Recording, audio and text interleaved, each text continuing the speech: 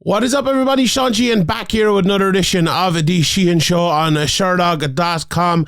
And today I'm recapping One Championship's 164 card, headlined by the strawweight title fight between Jared Brooks and Joshua Pacio, with some other good fights underneath it as well. Brandon Vera on the card, amongst others.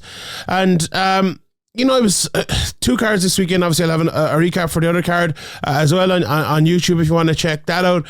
But this was a very good card. Lots of very good finishes. A couple of very, very good fights as well. And, I suppose we're coming towards the end of the year, and maybe I'll have another show doing a look back at the year of One Championship or something like that. But it's been a very, very interesting year for One Championship. And to look at a lot of their cards, I think, if we were to go back and have a look back through it, I suppose, I feel like a lot of them deliver at some point, and that's a rare thing to do in mixed martial arts. And I think, look, a lot of it has to do maybe with the matchmaking, putting very exciting fighters against exciting fighters. And I think as well, watching these two cards this weekend, and as well, I had a wedding this weekend, so I watched them when I came back, and I watched them very quickly. So I watched all the whole of the card in about an hour, right? So rather than having to wait for all the in between bits and all. And one thing that really stuck out to me because of that was how different the refereeing is. And obviously we know with the yellow cards and the red cards and the obviously the knees to the ground opponent, the rules as well. But there was a couple of fights. I think Herb was reffing, and even the other. No, it wasn't just Herb in this case. There was a lot more quick breaks. It's weird, I saw it in the UFC as well this weekend in the, I think it was the Wonderboy fight, maybe in the main event, where there was a quicker break. And I really, really think that helps. And I think the fact that is very, very evident in One Championship, and there's a lot more warnings and there's a lot more timidity warnings, it actually helps the fights be more exciting. And it's weird because maybe it's my own bias towards it, I suppose, but I've always called for that. And I think, sometimes we're always asking, why can't we open scoring and different things? Why can't we try things out, see how they work? And, if they're good, they're good. If they're bad, they're bad. Now, open scoring is a different one. I think we have tried that out, and, people who want to say it's good will say it's good, and maybe I say it's bad. That's the way around. But with the quicker breaks, I feel like if you watch One Championship, or even any fight where the commentary don't go mad about the quick breaks, and you watch it, I actually think it makes the fights better. And a quick breaks at the right times, If there's someone on the ground and they're working, like in the Brooks fight, which we'll get to now here in a second, absolutely no problem, let them work away on the ground. But when there's long kind of drawn out clinches against the cage, especially, it's break that up. There's nothing happening there. It's not, when you think about it as well, on the ground it's different because you're in a place where you can land big shots even if you're not landing them. In the clinch, now, okay, there are some people who land big shots and we see it the odd time, but how often do you actually see in the clinch, not breaking from the clinch, in the actual clinch itself, where there are lots of big shots landed? Very, very rare. So we're actually in a position which is just kind of a null position. And why do we allow that? Why do we allow that to continue in MMA? Like the position, where one person falls to their back and the other one's standing above them, kicking the legs. Why do we stand that position up and we don't move from the clinch quicker? That's something to me in One Championship I really think that they have honed in on, and I really think they've done a good job of it with their kind of different rule set and all. But I digress, and we'll get into the card. But that's one thing that kind of stuck out to me over this week in the One Championship. I suppose watching the fights kind of in quicker order. I love that rule. I think it makes the fights way better, and I think it's a rule that kind of could be instituted everywhere else. Now about the knees to the ground of the opponent and stuff, I think we can have an argument over that. I like them if a person that's kind of been training them for long enough. You see sometimes when people come over, say from the UFC or wherever it might be, they're kind of not used to them, and they find it feels unfair. It feels like they don't have the ability to defend them because it's unnatural, and it feels like they have to learn something new. It has to become natural to them. And that's the only issue I have with it, but other than that, I think it's good. Anyway, let's get into the fight. So let's talk about the main event, Jared Brooks versus Joshua Pacio. I think this fight probably went very differently to what I was expecting and what most people were expecting. You probably wouldn't have said that early, though, because the fight started off, Brooks landed a few shots, which is normal for him, I suppose, at the very start of rounds, and then got a takedown. But it was a Pacio leg kick, and I was thinking to myself at that stage, like, that's a massive error. That's the type of takedown from a leg kick that could see the fight get 5 takedowns in a row and could see a 20-minute, WrestleFest domination for Brooks. No, it didn't end up that way, but I was thinking that at that stage, it's a massive, massive error. Good ground and pound, I would say, from Brooks after that. Not massive. He stood over him a bit. When I say stood over him, now, he kind of stood over him like just a step outside of the guard, and he landed better shots from there. There was an up kick from Pacio late. I don't think it was as big as the commentary kind of alluded to, but it was a nice up kick and it was a nice shot. But if we were scoring this round by round, I think Brooks definitely won that round. Very weird cornering as well. And look, all around, I think the Pacio performance and game plan was not great, to be honest. And between rounds, his corner told him to up kick more. Now, you're fighting a dominant wrestler here, and your corner is telling you the advice they're giving you is to throw up kicks. Would the better advice be not like, don't get taken down? Strike with him on the outside, throw a few jabs to keep him off you. It was just bizarre. Now we'll get into the control maybe of the range in a second, but just to go into the second round, Brooks shoves him against the cage early. It broke out. And then this range battle started happening. We didn't see so much of it in the first round, but the long range just absolutely miles out. Maybe we'll talk about this more in the third round in a second, but they did land probably more in the second round than they did some of the other rounds when they were on the feet. They both threw a head kick at the same time. The takedown wasn't there for Brooks late. They broke out. Again, he was doing well on the feet, and I thought Brooks was winning the striking. In the third round, then there was a clinch, good takedown defense from Pacio, nice head kick at one stage from Brooks. There was a spinning kick to the liver from Pacio. It was an even enough round until late, in which I thought Brooks was landing a little bit better. Pacio not doing much, landing a few leg kicks, all right. But at this stage, I was kind of thinking to myself, so like, I had obviously done the preview for this card, and if anyone has gone back and watched Jared Brooks fights, you know what type of fighter he is. He's a hard-nosed wrestler. He'd obviously prepared for that, had Pacio. Okay, he made the mistake of kicking the leg, kicking the body, and kicking the leg, and getting taken down. But the other part of Brooks's game is this far out striking, or this far out kind of, I'll stay as far away from you as I possibly can in the range, and I'll either force you to break it, or I'll use my speed as, very small man to come inside to get the takedown. And it feels like Pacio had never, it's not that, he obviously had seen it, you would hope, but it's like he just completely had not prepared for it in any way to how to deal with that. Because, I talked about they're very small men in terms of the smallest weight class in the world, 115 pounds. You would think that the pace that Brooks has, Pacio would have the same, if not more pace. And I actually think he is a faster guy. If they were to run a 100-meter sprint or something, he could have broken that distance, I think, a lot more than he did. His job, I feel like, to win this fight was to stop the takedown, which he did well at times.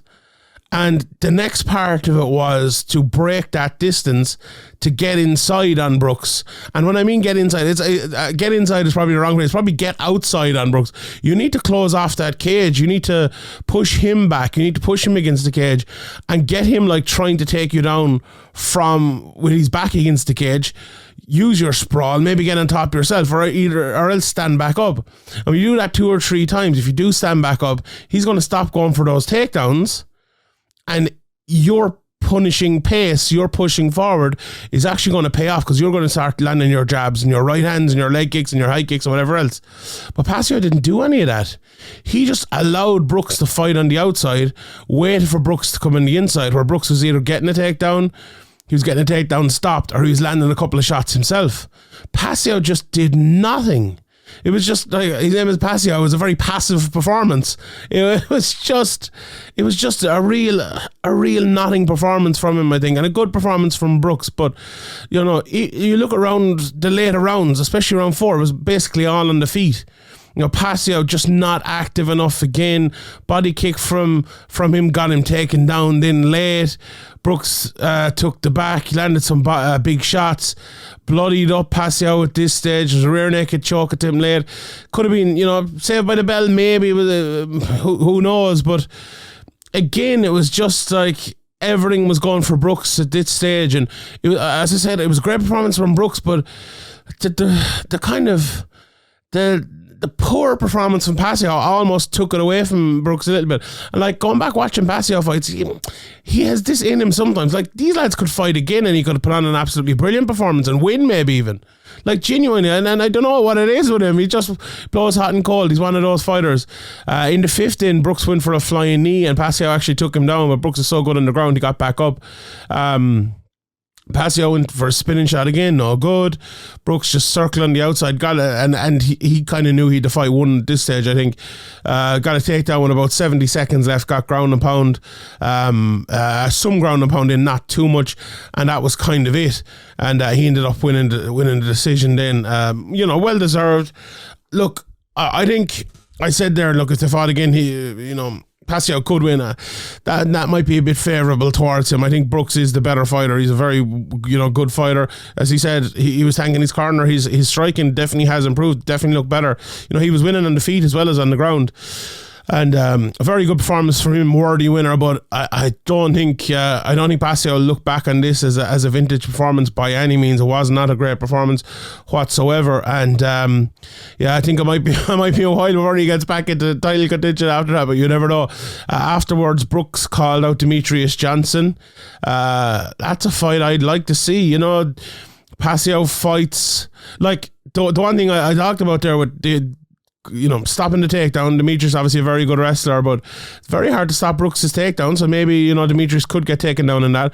But the ability to break that distance is something Demetrius would be absolutely excellent at. And if he can stop 2 or 3 of those takedowns in a row, as I said earlier on there, it is the case where Brooks will need to show what else he has, or will need to show like a perseverance in terms of going for more takedowns, and it's very interesting to see if he can do that. And we'll see if he can or not. But I think that's a fight that could happen. But as I said, one championship, they always have something up their sleeve. So champion versus champion match, I could see it happening. After that, then there was the Superlek won the split decision over Panpayak in the Muay Thai. I'm going to run mostly through the MMA bouts here today. Obviously, I was watching them back, and I saw all the MMA bouts. So there was a split decision in the Muay Thai there. The other Muay Thai on the night, there was a big knockout, a big uppercut and head kick for Tyre Kililov.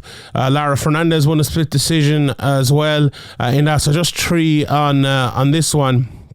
But the MMA co-main event, I suppose, was Amir Aliakbari versus Brandon Vera.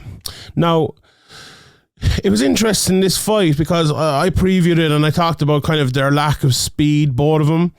And funnily enough, they both look faster in this than they had previously looked. And I think that was on purpose, because I feel like Brandon Vera looks at Aliakbari and probably says, he's not that fast. If I can fight maybe a faster game, throw out my jab, I can win this fight via that. And I think it actually started pretty well for him. On Aliakbari's side then, before we get into the fight itself, 2 fights ago I said about him, having watched back his other fights before that, he has, when he puts on size, when he puts on strength, he's actually way too slow and it hurts him. But his last fight he came out, he was a little bit, slimmer, and he was a little bit faster and a little bit better. And this fight, I think Mitch Gilson said he lost 4 kgs or something like that. And he looked a lot trimmer. Didn't really get to show loads of speed, to be honest, but he looked like he could be a little bit faster. So both of them looked better than they did in their recent fights, I think, which was very, very good. So to the fight itself, it didn't last very long. Vera started very well, I thought. He landed some jabs, switching stances, throwing the shots he needed to throw, throwing a few leg kicks. As I said, looked faster. But Aliakbari was kind of just waiting. And he eventually got the takedown. And when he did get that takedown, he eventually kind of went for it. You know, he got that elbow. And Vera, you know, I don't want to be harsh about anyone, but look, if I took that elbow, I'd be tapping out on the canvas in 2 seconds. He turtled up and he knew the fight was over, and you know, I don't think he took I don't think he took any unnecessary damage. Anyway, you know, he turned his back, you know, kind of gave up, turtled up, and Aliakbari ended up landing the ground and pound, and it was done at that stage. Look, we know how good a wrestler Aliakbari is. We know what kind of ground and pound he is. If you're Jar Brooks, it's probably just smart to take that way out, but like MMA is probably not a smart sport, and if you're going to be successful and if you're going to come back from adversity in a fight like that, you probably need to be a bit lacking in the logic to actually do that. But look, that's what happened anyway, and a great win for Aliakbari. He's on a good run now. Very interesting fight as well between Geje, Eustaquio and Yong, who, look, this one ended very, very quickly as well. Who came out and dropped him immediately, landed a big shot.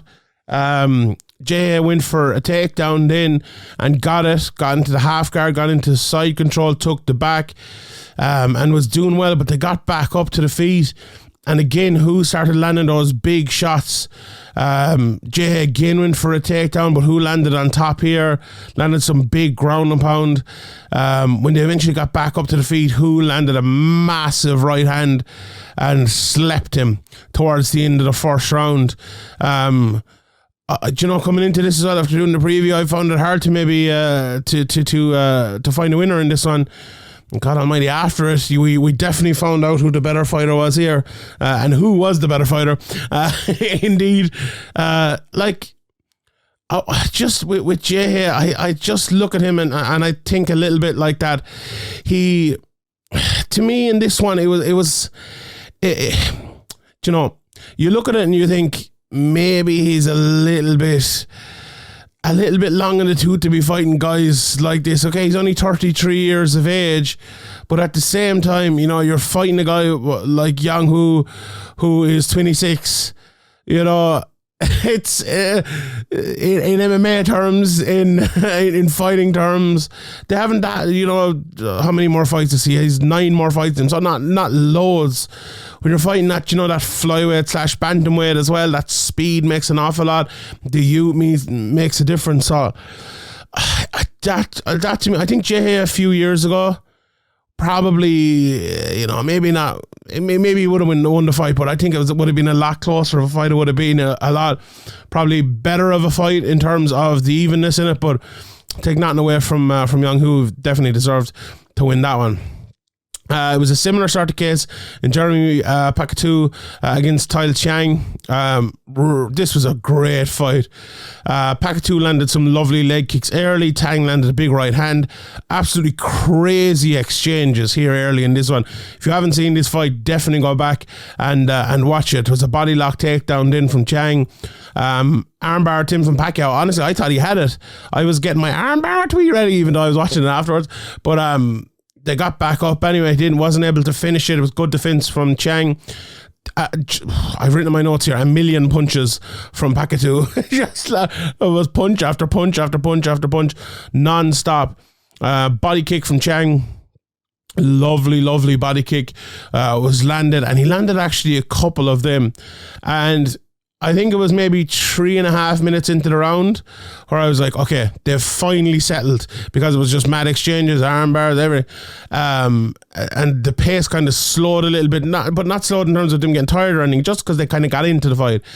There was another body kicked in from Tiang, and then the pace just started going again. So I was like, okay, we slowed down for like 15 seconds and then we got going again. Thang put Pacatiw to a knee with a big, I think it was I'm not sure, it was a punch anyway, right hand maybe, put him to a knee, dropped him, but Pacatiw kept going. And he saw the end of the bell. I wouldn't say he was badly hurt, but I definitely put him to a knee. Kind of, what's his name?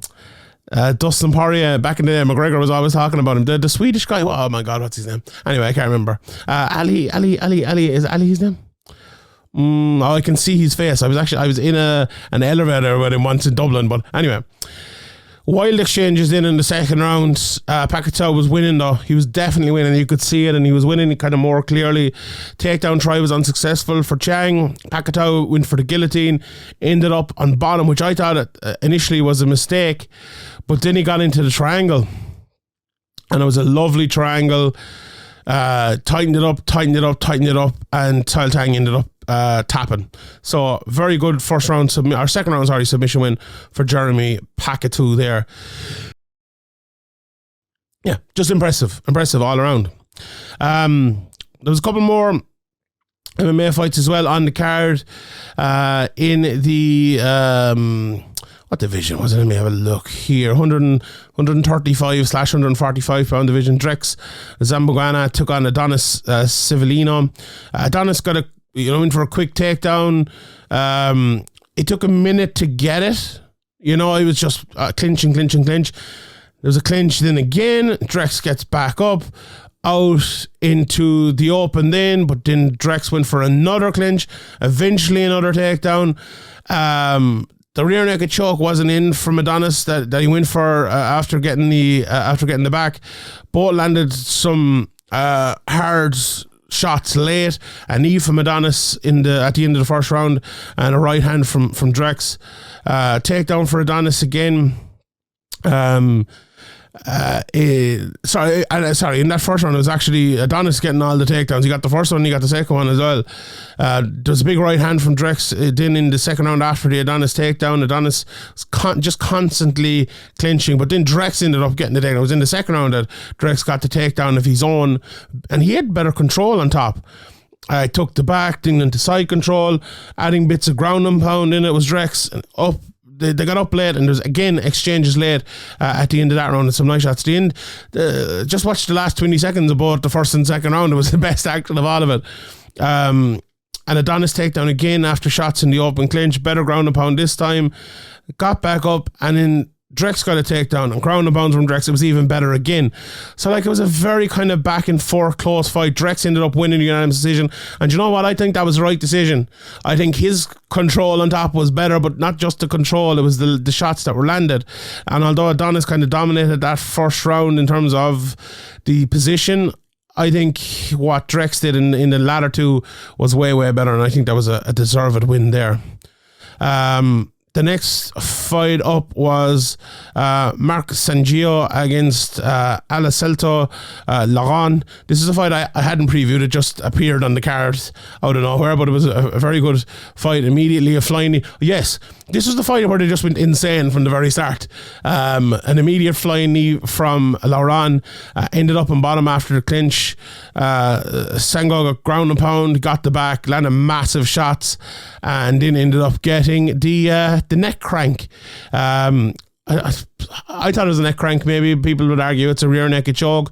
All happened very quickly after only a couple of minutes in the first round, where Sangiao actually ended up winning it. So good, in my opinion, neck crank in that one. And in the opening fight of the night, I gave Olsim as one of my bets for this week.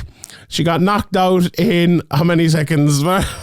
very quickly against Meng, 24 seconds, I think. And there's a reason for this. And if you listen to my preview, I think if Meng had previewed her own fight, and I think she did, and you're like, okay, what did they expect me to do? Let's do the exact opposite of it and shock them. That's exactly what happened here. So Meng basically came right out, went straight forward, landed a big right hand and knocked Olsim out.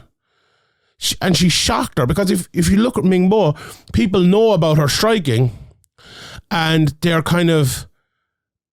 they wait on the kind of the back foot, they wait on the outside for her to come forward, but they know she won't normally because she'll just kind of kick from the outside, and you have to be very smart about getting in. So Ming Bo has turned into a counter fighter who kind of waits and waits and waits for you to throw the shot and come inside before she throws her own shots. And she's kind of stopped attacking because people know that, you know. But in this fight, she just came straight out and attacked and caught Olsim with a big right hand and put her away. It was as simple as that. She completely changed up what everyone was expecting. Everyone expected her to fight off the back foot, just touch your leg from the outside, maybe touch a little bit of a jab, but she came forward, rammed her way in with the right hand and knocked Olsim's spark out. So very, very, very good performance. A very good knockout from Ming Bo. And more than anything else, very smart. 26 fights in. That's the sort of intelligence that you gather from all of that, and all that intel you've gathered through. So, all in all, a very, very good card. I enjoyed it. That was a lovely knockout. The Sangiao fight was very, very good. Pacio Thang fight was very good. Zamboanga fight was a good battle, a close fight. The Hu fight, very impressive from Hu. Aliakbari got a nice finish. The Muay Thai as well, and then Jar Brooks winning the title. Very emotional afterward as well. Brooks was when he got the belt and all of that, thanking his whole team and dedicating it to his father, and also very, very emotional stuff there on a very, very good card for one championship. So that's my recap. I will leave it there. I'm Sheehan for Sherdog.com, and I'll see you all next time.